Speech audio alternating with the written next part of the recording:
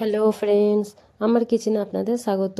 আজকে আমি ভিডিওটাতে পাওভাজি মশলা রেসিপি আপনাদের সাথে শেয়ার করব। যা আপনি এই পাওভাজি মশলা দিয়ে পাওভাজিও বানাতে পারবেন, পাওভাজি পরোটা বানাতে পারবেন, যে কোনো তরকারিতে দিতে পারবেন।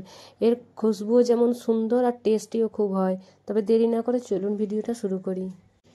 এখানে আমি একটা তাওয়া নিয়ে নিয়েছি। তাওয়াতে কিছু লঙ্কা আমি মধ্যিখান থেকে চিড়ে দানাগুলো বার করে নিয়েছি, দানাগুলো দিলে হবে না। আর এগুলো দিয়ে একদম ধিমে আঁচে, স্লো আঁচে আমাদেরকে একদম এগুলোকে একটু ভাজা ভাজা মতো করে নিতে হবে। ভাজা ভাজা বলতে একবারে যেন না পুড়ে যায়, আর লঙ্কা খুব তাড়াতাড়ি পড়ে, সেই জন্য ধ্যান রাখতে হবে। তো একদম স্লো আঁচে দিয়ে এইভাবে একটু হয়ে যাবে, আরও কিছু মশলা দিয়ে আমরা এগুলোকে ভেজে নেব। এখানে আমি দেবো 1 চামচ গোটা জিরে, 1 চামচ গোটা ধনে, 1 চামচ মৌরি, কিছু লবঙ্গ, কিছু গোলমরিচ, একটু দালচিনি আর 4টে বড় এলাচ এতে দিয়ে দেবো। এগুলোকে দিয়ে একদম স্লো আঁচে আমাদেরকে একটু লাল লাল ভুনিয়ে নিতে হবে, যেন ভাজা ভাজা একটু হয়ে যায়। সেরকম মতো আমাদের ধ্যান দিয়ে আস্তে আস্তে আমাদের এইগুলোকে নেড়ে নেড়ে ভেজে নিতে হবে। এগুলো ছাড়লে হবে না, মশলাগুলো যে দিয়ে রেখে দিলে হবে না, এরভাবে নাড়তেই হবে। আর যেন নিচেটা না ধরে যায়, আর লঙ্কাগুলো একদম যেন না ধরে যায়, পুড়ে যায়, সেরকম ধ্যান রাখতে হবে। এখানে দেখতেই পাচ্ছেন লঙ্কাগুলো তো হয়নি, এখনও একটুখানি বাকি আছে।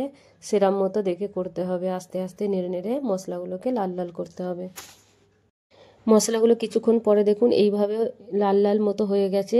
আর যখন খুশবু বার হবে তখন বুঝবেন যে হয়ে গেছে। আর ধোঁয়া বার হলে তাড়াতাড়ি বন্ধ করে দিতে হবে, ধোঁয়া যেন বেশি না বার হয়, তাহলে পুড়ে যাবে। তো এবার আমি বন্ধ করে দিয়ে এগুলোকে আমি ঠান্ডা করে নিয়ে একটা মিক্সির জারে নিয়ে নিয়েছি। এবার এতে আমি দিয়ে দেবো একটু 1 চামচ মতো বিট নুন দিয়ে দিলাম, আর 1 চামচ মতো এতে আমি দিয়ে দেবো লঙ্কা গুঁড়ো। এখানে আমি কাশ্মীরি লঙ্কা গুঁড়ো ব্যবহার করছি, লঙ্কা পাউডার আর কি।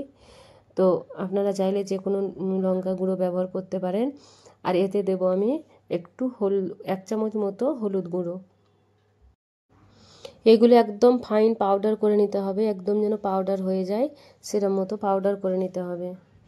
এখানে বন্ধুরা দেখতেই পাচ্ছেন একদম ফাইন পাউডার হয়ে গেছে, কালারটাও খুব সুন্দর লাগছে। যদি ভিডিওটা ভালো লেগে থাকে লাইক, কমেন্ট, শেয়ার, সাবস্ক্রাইব করতে মোটেও ভুলবেন না। ভিডিওটা দেখার জন্য অনেক অনেক ধন্যবাদ।